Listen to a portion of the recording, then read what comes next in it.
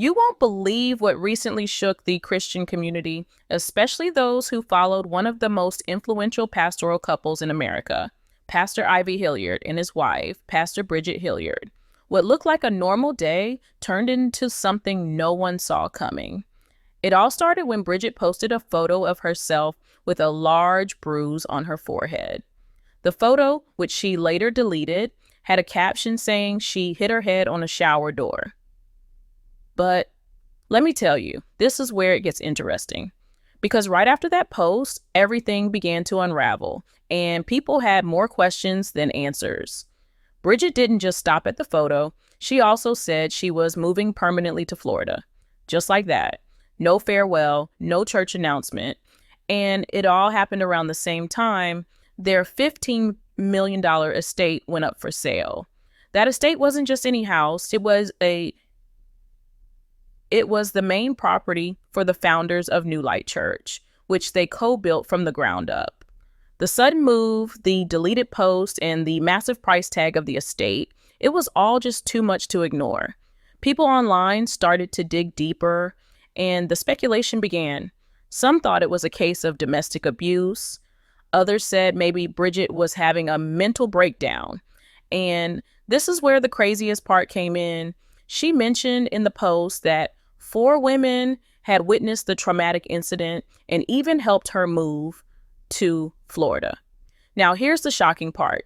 Bridget also said she was getting therapy and thanked her therapist, who she called Dr. Dre, for helping her speak about the trauma without reliving it. That statement alone had people confused. Was she joking? Was she being serious? What kind of trauma did she go through that needed a therapist and 4 witnesses? And if it really was just a shower accident, why would she need all that help? She also shared that her CT scan came back perfectly fine, with a doctor even saying her brain looked as young as a 40-year-old. But even with that so-called good news, people felt something didn't add up. The tone of her message didn't sound like someone who just had a minor accident. It sounded like someone trying to send a hidden message. As expected, social media exploded. Influencers like Ann Brock and Larry Reed didn't hold back and suggested this might be domestic violence, while Larry leaned more toward mental health issues. And this is how it spread like wildfire. Screenshots of the deleted post were shared all over. The video Bridget had originally posted along with her message, also gone. People started wondering, was someone trying to silence her, or was she just regretting the attention it brought? That's when Ivy Hilliard finally stepped in. During a Sunday church service, he addressed the situation directly from the pulpit. He told his congregation not to believe the tabloid online stuff. He looked straight into the crowd and said, "I love my wife." But here's where it got even more puzzling. Ivy admitted that the situation was both medical and spiritual. He didn't deny something happened. He didn't fully explain it either. Instead, he asked the church to pray and join him for 7 days of fasting. That alone was enough to make people think something deeper was going on. As Ivy stood on stage declaring his love for Bridget, many couldn't ignore the tension behind his calm words. His tone was firm, but his eyes told a different story. And while he asked the congregation to avoid gossip and stand united, behind the scenes, something else was already in motion. A leaked internal email surfaced online, and it came straight from Ivy himself. It was sent to New Light Church pastors and quickly spread like wildfire across blogs and YouTube. In the email, Ivy expressed deep concern for Bridget's well-being. He said her recent posts were totally out of character. But here's the craziest part. He didn't mention a shower door at all. Instead, he wrote that Bridget was struggling with something medical and spiritual. Now, think about that. If she only bumped her head, why describe it as spiritual warfare? Why ask for 7 days of fasting and prayer from the entire church? Let me tell you, this is where it gets interesting. Ivy's email raised even more questions than it answered. He admitted that many church members were already reaching out in confusion. And instead of calming the situation, his choice of words only made things worse. People began asking, Was Bridget's trauma physical, emotional, or something else entirely? And why did Ivy sound more like he was battling a demon than responding to a household injury? Meanwhile, Bridget's silence was just as loud. Her social media had gone completely dark. No updates, no clarifications, nothing. She had once been very active online, posting encouragement, faith-based messages, even family updates. But after that single traumatic post, it was like she disappeared. And destiny, once again, took an unexpected turn. Around the same time, Bridget's sudden move to Florida started raising even more eyebrows. She said she went there to heal, but why Florida specifically? Why not stay near her family and church? People close to the church said she didn't even tell most of her inner circle until after she was already gone. And remember those 4 women she mentioned? No names were given, no interviews, no statements, nothing but mystery. The church itself was also unusually quiet. When the media reached out for a statement, the spokesperson declined to comment. No one from the leadership team offered any new details, not even their daughter, Pastor Arisha, who had taken over the church years ago, spoke publicly about her mother's condition or her sudden exit. It was like everyone had agreed to act like nothing had happened, except the entire internet was watching and no one was buying the silence. And this is where it gets even more complicated. Members of New Light Church started to whisper behind closed doors.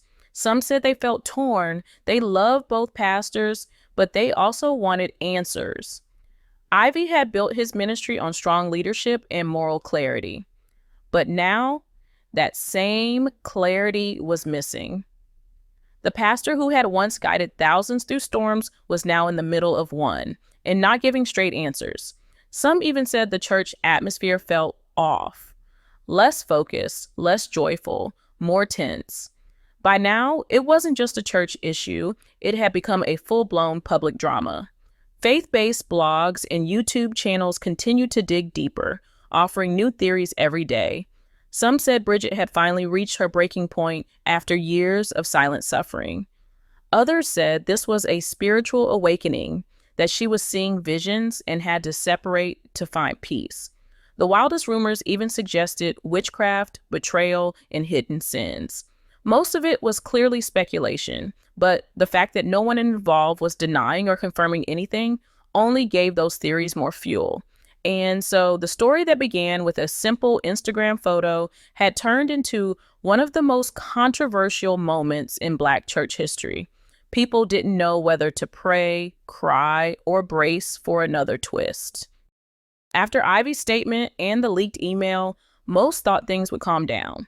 But instead, the silence only made the storm louder. New details began to surface, not from the family, but from people close to them, people who had been around the church for years, people who had worked behind the scenes, started to talk.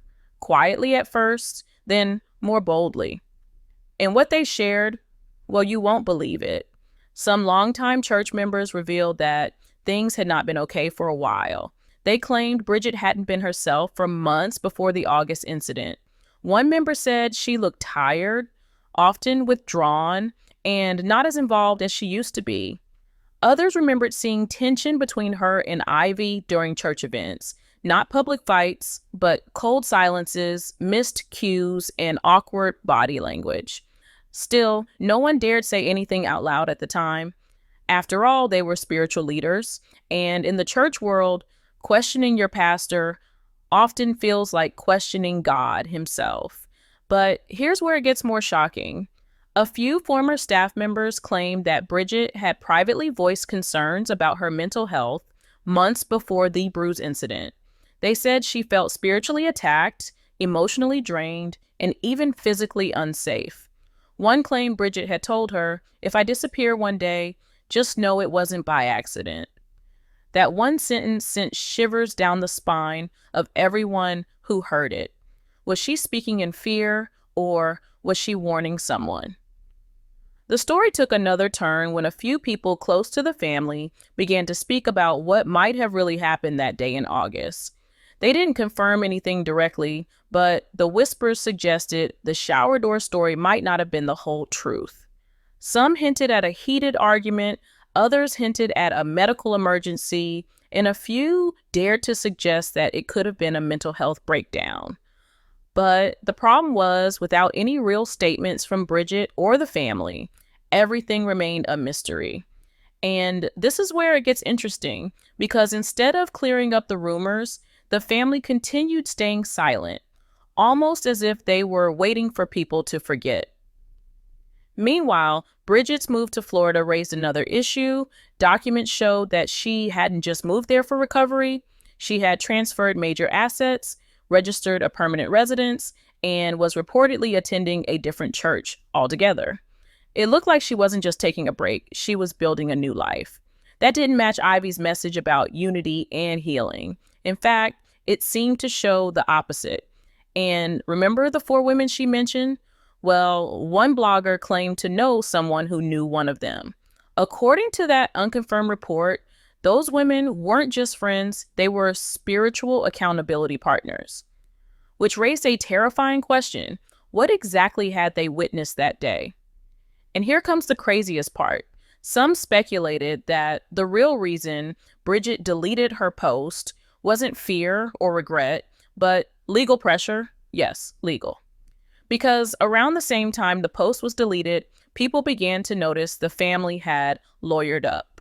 Their public statements stopped. No interviews, no Q&A sessions. Even close associates were told not to comment. One pastor who spoke to a local station simply said, "There's more to this than we can say, and for now, we're being asked to stay silent." So now, a faithful wife had vanished from public view, a powerful husband was calling for prayer and fasting, and an entire church was left in confusion, caught between truth, loyalty, and fear. The couple who once stood together in faith now looked divided in everything but name. The image was perfect, but the cracks were showing. As weeks passed, the story refused to die. More blogs picked it up. Podcasts began entire episodes on the Bridget and Ivy situation. Even secular outlets that normally ignored church drama began reporting on the fallout. But here's what made this story different. It wasn't just about rumors. It was about the collapse of a carefully crafted legacy. One of the most powerful church couples in America was now at the center of one of the most confusing, heartbreaking, and mysterious events the community had seen in years. People who once looked up to Bridget as a symbol of strength, grace, and prayerful leadership were now left wondering, was she a victim? Was she unstable? Or was she finally standing up for herself after years of silent suffering? No one had clear answers, and Ivy, despite his weekly sermons and declarations of love, never addressed the deeper questions. Instead, he repeated the same few lines. We love each other, we are united, and we're under spiritual attack. But here's the shocking part. Even some longtime members stopped believing that. Attendance at New Light Church began to quietly drop. A few church elders resigned without explanation. The congregation remained outwardly supportive, but behind closed doors, the doubt was growing. And then the estate, their massive 24-acre property, was listed for sale at $15 million. That's not a small move. That's the kind of decision that signals the end of a chapter. And the timing, right after Bridget's move to Florida, people couldn't help but connect the dots. Something had happened, something big, and the church, despite all its spiritual armor, could no longer hide it. Let me tell you, this is where emotions really took over.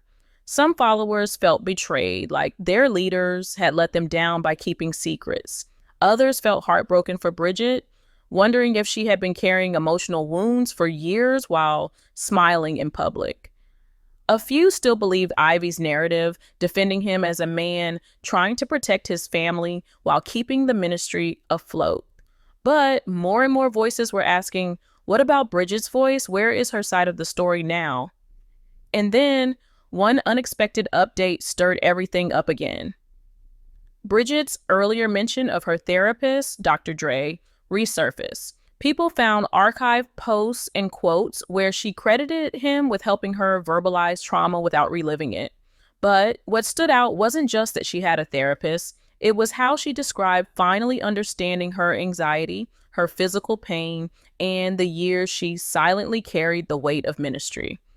Those weren't just health updates, they were confessions. Signs that something had been building long before the bruise, long before Florida, long before the internet found out. Now, this was no longer about a single incident or a shower door. This was about power, silence, control, trauma, and the cost of appearing perfect. Bridget had been the first lady of a megachurch. But when she finally tried to speak up, she was erased, her posts deleted, her videos taken down, her own words gone from the platforms she once used to inspire millions. And that's the part no one could unsee. The final blow came when a well-known spiritual leader, not connected to the church, posted a cryptic message. Sometimes when women rise in truth, the system tries to shame them into silence. But healing is louder than hiding. People believed it was about Bridget. Whether it was or wasn't, it caught fire. And just like that, this wasn't just a family story anymore. It became a movement, a conversation about what happens when faith and mental health collide, when leaders bleed in private but smile in public, and when someone finally says, enough. So what happens next? No one knows. Maybe Bridget will speak, maybe Ivy will say more, maybe the truth will surface piece by piece. But for now, one thing is clear. This wasn't just drama. It was a wake-up call. A moment where the mask slipped, the silence cracked, and the world saw what was always hiding beneath the surface.